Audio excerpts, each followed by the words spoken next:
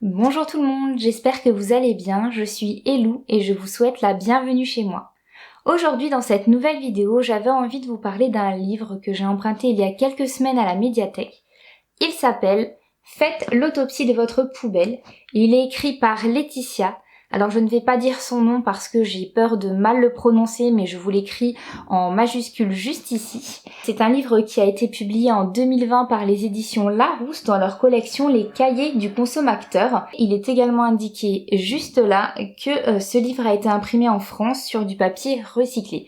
Ça reste un détail, mais c'est tout à fait en cohérence avec la ligne éditoriale de cette collection, donc je trouve ça bien de le préciser. Ce livre s'inscrit dans la mouvance du zéro déchet et je pense que vous l'avez compris avec ce titre qui est très clair. Le principe, c'est d'analyser nos poubelles pièce par pièce et de trouver des solutions pour les alléger. L'autrice commence son livre par une petite introduction pour nous rappeler les bases et également les objectifs, à savoir réduire la pollution, préserver les ressources et contribuer à limiter les changements climatiques. Elle va également citer entre autres la règle des 5 R initiée par Bea Johnson: refuser, réduire, réutiliser, rendre à la terre et recycler. À présent, on entre dans le vif du sujet. Je vais un petit peu vous montrer comment se présente ce livre. Alors, comme je vous l'ai un petit peu expliqué, on va s'intéresser aux poubelles pièce par pièce, par exemple la cuisine, la salle de bain. Et à chaque fois, les pages vont se présenter un petit peu de cette manière-ci. Alors vous avez donc le titre du déchet en quelque sorte qui est pointé du doigt. Ici ce sera donc les emballages de pâtes à dérouler, pizza, brisée, etc. Une petite introduction. Et ensuite des solutions, et bien tout simplement pour réduire cet emballage de nos poubelles ou même le faire complètement disparaître. Je sais pas si vous le voyez bien, mais l'autrice a décidé d'utiliser un code couleur. Personnellement, je l'ai pas trouvé hyper utile, surtout que j'arrivais pas du tout à retenir à quoi correspondait chaque couleur. En fait, il aurait fallu à chaque fois que je me réfère à la page plus tôt dans le livre. Je vais vous la montrer. Donc c'est ici. En fait, elle a mis en place comme une sorte de checklist. Et donc vous allez avoir le rouge par exemple pour refuser, le brun pour réduire, le bleu pour réutiliser, le vert pour recycler et compost, et le rose pour autre. J'ai trouvé que franchement ça n'avait pas un grand intérêt. Également, vous avez donc des pages comme ceci que vous pouvez remplir directement dans le livre. Alors ça c'est un goût purement personnel, mais bon, j'aime pas spécialement écrire dans les livres, donc j'ai pas trouvé ça utile non plus. Puisque j'en suis à vous dire un petit peu ce que j'ai moins aimé, je vais continuer sur cette lancée. J'ai trouvé que l'autrice, elle proposait très souvent la solution avec peut-être un petit peu de facilité de dire vos déchets, vous pouvez les réutiliser pour faire des activités manuelles, artistiques ou du bricolage. Personnellement, c'est pas trop mon truc. J'ai pas forcément envie de mettre de l'énergie ou du temps pour faire ce genre de choses. Et puis, honnêtement, j'ai pas forcément envie de voir mon intérieur envahi par de la décoration type un pot de conserve pour ranger mes stylos. Je vais vous donner quand même un petit exemple. Effectivement, notamment avec les boîtes de conserve, vous avez ici donc je réutilise mes boîtes de conserve pour réaliser des hôtels à insectes, des pots de fleurs, une étagère à aromates, des pots suspendus, des pots à crayons, des lampes, des bougeoirs, des chamboule-tout ou des échasses ou un merveilleux téléphone avec fil, idéal pour papoter entre voisins. Non, est-ce que j'ai d'autres idées de ce style? Oui, bien sûr. Je comprends, il vaut mieux en faire quelque chose que simplement le jeter, mais je trouve pas que ce soit une solution idéale et la conclusion, c'est tout simplement de se dire qu'il vaut mieux essayer de ne pas acheter ces déchets pour qu'ils ne soient pas produits et comme à l'heure actuelle c'est pas toujours faisable, se dire de réduire en tout cas au maximum ces déchets. En revanche, ce que j'ai aimé dans ce livre, je crois que je l'ai déjà brièvement mentionné, mais je trouve que ce livre est très clair, il est très aéré, la présentation est très sympa, très dynamique. J'ai apprécié l'humour de l'autrice qu'elle utilise pour garder un ton léger et déculpabilisant. On fait de notre mieux et c'est bien l'essentiel. Elle va aussi évidemment prodiguer énormément de conseils, je vais pas tous vous les donner, l'idée c'est que vous ayez aussi envie de découvrir ce livre, mais par exemple, elle va nous rappeler que les contenants en verre est notre meilleure alternative à l'heure actuelle, mais qu'il faut des matières premières conséquentes, notamment l'extraction du sable et l'eau, et que ça demande beaucoup d'énergie à produire, et donc le mieux c'est toujours de récupérer des contenants en verre déjà existants et de faire durer au maximum leur durée de vie justement. Pour moi, ce livre est méga chouette parce qu'il permet de se lancer quand on sait pas trop par où commencer. Ça paraît quand même être un truc énorme que de se dire bon ok, j'ai toutes ces poubelles, qu'est-ce que je fais maintenant pour réduire? C'est pas forcément facile comme ça et je trouve que ce livre apporte beaucoup de premières pistes qui sont quand même assez abordables et qui font que on se dit ok, c'est gérable, je peux y arriver, je peux le faire et j'y vais petit à petit. Et ce que je trouve sympa aussi avec ce livre pour les gens qui comme moi sont déjà dans une démarche de réduction de leurs déchets, et c'est de pouvoir faire un état des lieux, de voir ce qu'on a déjà accompli parce que c'est motivant, enthousiasmant de dire ok, j'ai déjà fait des choses et mon geste compte, et de voir où est-ce qu'on peut s'améliorer, là où on peut persévérer. Et justement, je me suis dit pour cette seconde partie de vidéo que j'allais faire un petit état des lieux de mes propres poubelles, de vous dire ce que j'ai déjà en quelque sorte testé et approuvé, ce que j'ai déjà mis en place pour réduire mes poubelles et les objectifs que je me suis fixés à la suite de la lecture de ce livre. On va commencer par la poubelle de la cuisine. Je vais d'abord vous parler de ce que j'ai déjà mis en place pour réduire cette poubelle, puis les objectifs que j'ai envie de me fixer pour m'améliorer encore davantage. Donc ce que j'ai déjà mis en place, tout d'abord, j'essaye de ne plus utiliser d'essuie-tout que je remplace par un torchon. On s'est aussi lancé dans la conception de yaourt maison. Alors bien sûr, il faut investir dans une yaourtière, mais franchement, c'est hyper sympa de faire son yaourt soi-même, de savoir exactement quels sont les ingrédients qu'on utilise et puis ça permet de réduire ces emballages évidemment puisqu'on utilise des pots réutilisables. J'ai remplacé le papier sulfurisé par des plaques spéciales qui vont au four. Alors attention, là je mets quand même un bémol parce que ces plaques elles demandent beaucoup d'énergie pour être produites et il paraîtrait qu'elles puissent avoir des perturbateurs endocriniens. Bon, moi je l'ignorais quand j'ai décidé de faire cette transition là et néanmoins c'est quand même une option qui est durable. Lorsque j'avais pas encore ces plaques, ce que je faisais c'est que je réutilisais plusieurs fois le papier sulfurisé. C'est pas forcément un réflexe qu'on a spontanément, mais en fait même si votre papier il brunit, vous pouvez tout à fait l'utiliser pour plusieurs cuissons. J'essaye également de remplacer les produits industriels par des produits plus naturels que je fabrique moi-même avec des ingrédients qui ne sont pas mauvais pour l'environnement. Vous avez toute une page dans le livre qui est dédiée pour ça.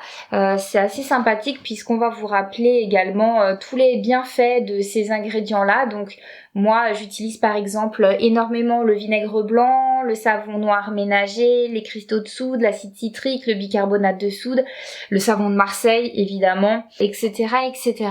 Je rappelle que c'est également très économique, ça vous coûtera beaucoup moins cher que d'utiliser des produits industriels. Donc quoi de mieux puisque c'est écologique et économique. Ce que je fais également dans ma cuisine, c'est que je n'achète plus de sachets de fromage râpé. Ça a l'air de rien, mais en fait, je vais directement chez mon fromager acheter mon morceau d'emmental et je le râpe moi-même, ça demande pas beaucoup de temps et ça élimine une fois de plus un déchet. En plus, il me semble que c'est moins cher. En ce qui concerne mes objectifs pour réduire encore plus mes déchets dans la cuisine, tout d'abord j'aimerais réussir à supprimer totalement mon utilisation du papier aluminium. J'en utilise de moins en moins, notamment j'essaye de privilégier en fait les contenants en verre plutôt que par exemple emballer les restes dans de l'aluminium.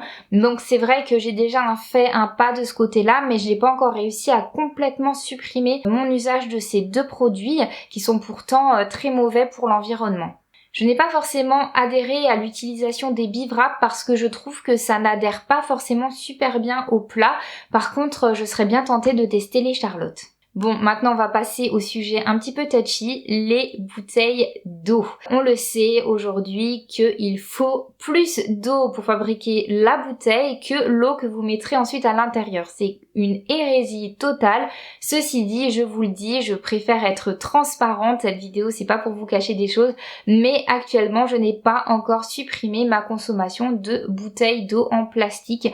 Tout simplement parce que pour le moment, ça me rassure d'utiliser cette eau-là pour le biberon de ma fille. J'ai une eau chez moi qui est très calcaire et qui a un goût qui fait que vraiment, j'ai pas encore trouvé de solution idéale pour me passer des bouteilles d'eau. Alors, en attendant, pour un petit peu me déculpabiliser, en tout cas pour faire quand même mieux dans ce mauvais usage que je peux avoir, c'est que nous rendons toutes les bouteilles d'eau en plastique. On a la chance, entre guillemets, d'avoir une espèce de boîte sur le parking de notre supermarché qui récupère vos bouteilles d'eau en plastique en échange d'un bon d'achat. Alors la somme, elle est dérisoire, je crois que vous gagnez 1 centime par bouteille. Nous on le fait plus parce qu'on se dit que ces bouteilles après elles vont être recyclées, mais bien évidemment il faudrait que je trouve une solution. Peut-être quand ma fille ne prendra plus son biberon, j'arriverai à passer le cap. Il y a encore un travail à faire, comme je le disais, chacun fait de son mieux, mais c'est sûr, c'est un objectif que je ne vais pas perdre de vue. D'ailleurs, si vous avez déjà passé ce cap et que vous avez réussi à remplacer les bouteilles d'eau en plastique par autre chose, n'hésitez pas à me le dire, ça m'intéresse. Voilà, dans les commentaires, donnez-moi toutes vos astuces.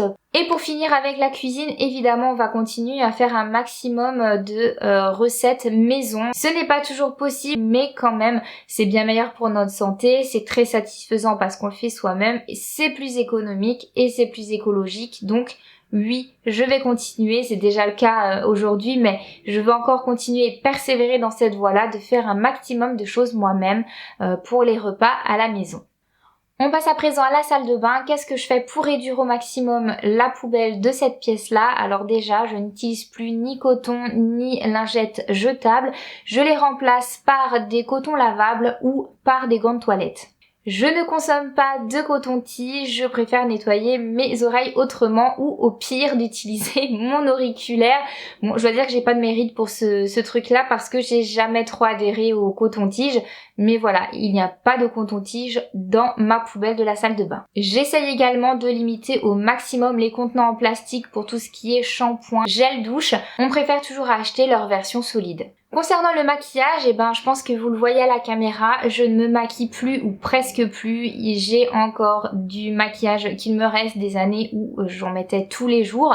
Je l'ai gardé parce que il peut m'arriver à des occasions spéciales d'avoir envie de me pumper un peu, mais de manière générale, je m'assume au naturel.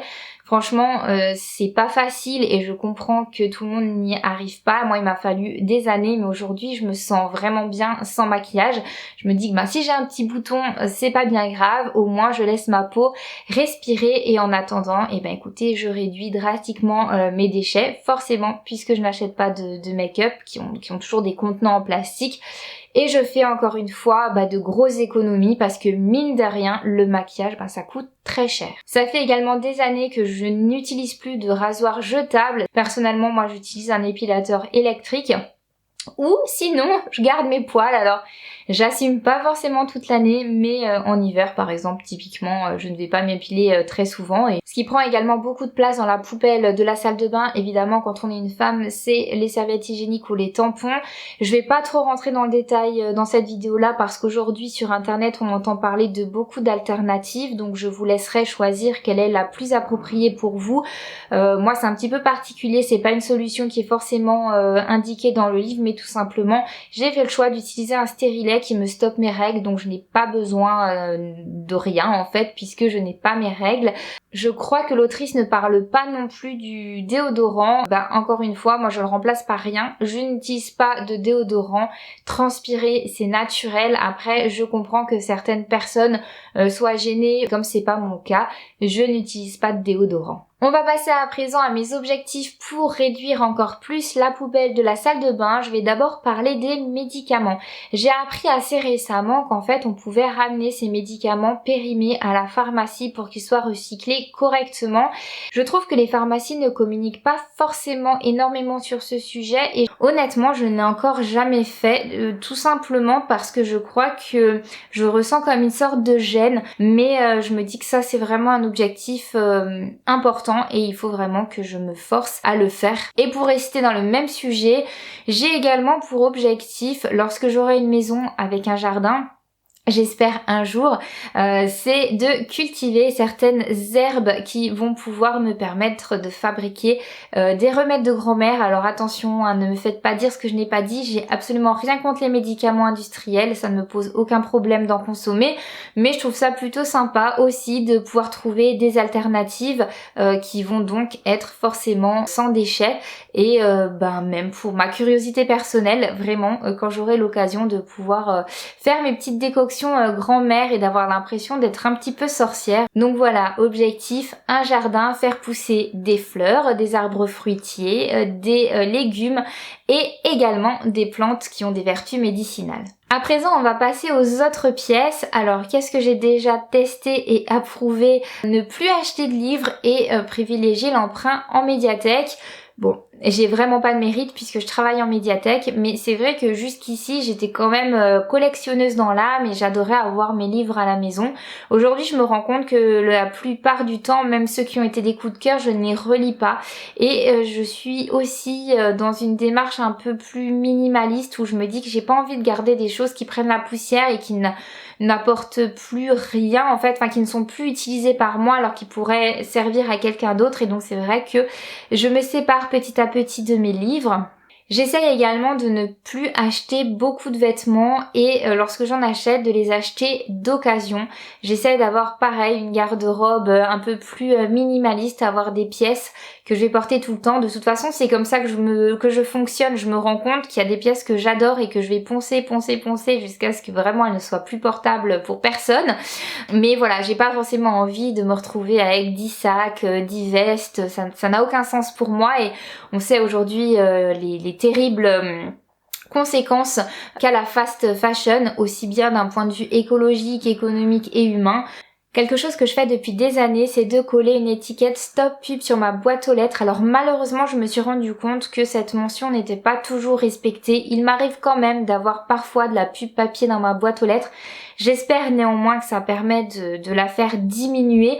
En tous les cas, je me dis que ça c'est quelque chose qu'il faudrait carrément interdire à échelle nationale. La publicité papier, on est déjà bombardé numériquement et je pense qu'on pourrait vraiment se passer de la pub papier. Ce que je fais aussi pour essayer de limiter mes déchets au maximum, c'est de réutiliser le moindre bout de papier que je peux avoir en brouillon. Tant que les papiers ne sont pas noirs de notes, je ne les jette pas. Et pour finir, je dépose les piles dans les points de collecte qui sont prévus à cet effet. Je n'ai qu'un seul objectif pour la catégorie autres pièces, c'est de remplacer le papier cadeau jetable par quelque chose de plus durable, par exemple du tissu avec la méthode japonaise du furokishi. Je vais revenir à la question de la gêne, je l'ai déjà dit dans un point précédent et je crois que c'est important de dire, je pense que parfois on éprouve de la gêne à faire quelque chose.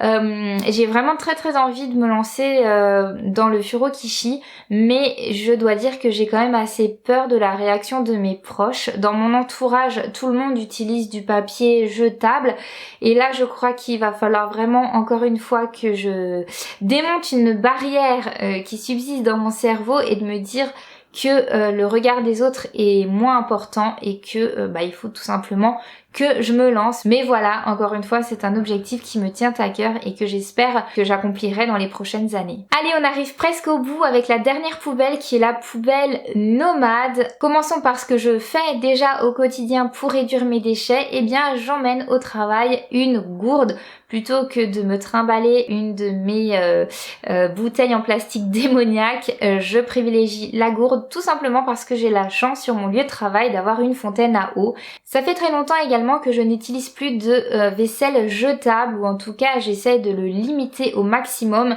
Ça c'est vraiment, encore une fois, je trouve un peu une abomination parce que à quel moment on s'est dit que c'était plus simple d'utiliser de la vaisselle jetable. Oui, quand vous utilisez votre vaisselle normale, vous devez faire la vaisselle, mais franchement c'est pas bien grave et ça peut aussi être un moment convivial si on est nombreux de faire la vaisselle tous ensemble puisque forcément il y a un petit peu plus de boulot, mais clairement la vaisselle jetable ne fait plus partie de ma vie. Les 2 points suivants, j'aurais pu aussi les intégrer à la cuisine, mais dans le livre, ils étaient plutôt situés dans la partie poubelle nomade. On va d'abord parler de la compote à boire. Ça fait maintenant plusieurs mois que j'achète plus de compote à boire à mes enfants. Je fais tout simplement ma compote moi-même, ce qui permet de tout simplement supprimer un déchet et également d'avoir la satisfaction de faire un goûter à mes enfants maison. D'ailleurs, et c'est le deuxième point, de manière générale, j'essaie au maximum de faire les snacks pour le goûter maison. J'essaie de ne plus acheter de gâteaux. Souvent, ils sont pas très bons pour la santé, ils sont très sucrés et encore une fois, il y a une tonne d'emballage. Donc voilà, je privilégie toujours le maison quand c'est possible et quand j'ai le temps de le faire. Et pour finir, j'essaye toujours de refuser au maximum les sacs plastiques. Alors des fois, j'y arrive pas. Il y a des gens vraiment, ils forcent pour vous donner les sacs plastiques. Et encore une fois, je trouve ça incroyable qu'il n'y ait pas encore eu une espèce de déclic dans la société de se dire mais en fait, on n'a pas besoin de sacs en plastique. Personnellement, j'utilise des sacs réutilisables et petite astuce, j'ai toujours un tote bag qui est plié en 6 dans mon sac, qui prend pas du tout de place mais du coup, c'est super pratique quand vous faites des petites courses alors que vous n'aviez pas prévu et que vous n'avez pas forcément de sac sur vous, en fait si vous avez votre petit tote bag dans votre sac. Et puis au pire on se sert de nos bras. Concernant les objectifs pour la poubelle nomade, j'aimerais évidemment supprimer, et j'en ai déjà un petit peu parlé, le film étirable qu'on a tendance à utiliser, ou même l'alu pour emballer les sandwichs, tout simplement de se dire que on va plutôt utiliser un contenant en verre, et si c'est trop lourd, tout simplement des petites pochettes en tissu. J'en ai pas, mais je pense que ça ne devrait pas être trop compliqué d'en trouver. Et le dernier objectif, c'est évidemment de ne plus utiliser des pailles en plastique. Alors attention, en réalité ça fait déjà des années que j'aimerais ne plus utiliser de pailles en plastique, mais tout simplement quand mon mari et moi on s'est mis en ménage, on a eu le malheureux réflexe d'acheter une espèce de grosse boîte avec des pailles en plastique dedans, et en fait on en utilise tellement rarement qu'on n'a toujours pas vidé cette boîte. Alors évidemment, je suis comme la plupart des gens, je suis tombée sur cette image affreuse d'une tortue qui a une paille enfoncée dans le nez. C'est juste horrible à regarder, et donc je ne veux absolument plus utiliser de paille en plastique. Simplement, je trouve ça un peu bête de jeter des produits qu'on n'a pas encore utilisés. Donc c'est vrai que tant qu'il m'en reste, écoutez, je les garde et on les sort pour les occasions spéciales ou l'été quand on va boire un mojito. Mais honnêtement, je sais pas si on viendra un jour à bout de cette boîte de paille en plastique. En tout cas, si un jour on arrive à toutes les utiliser, comme je vous le disais, moi je suis pas une grande consommatrice de ce genre de choses, mais je pense quand même qu'on investira dans des pailles en métal réutilisables, histoire d'en avoir quand même pour les occasions spéciales. Je pense que ça c'est quand même important à rappeler, il ne faut pas jeter avant d'avoir utilisé, c'est hyper dommage.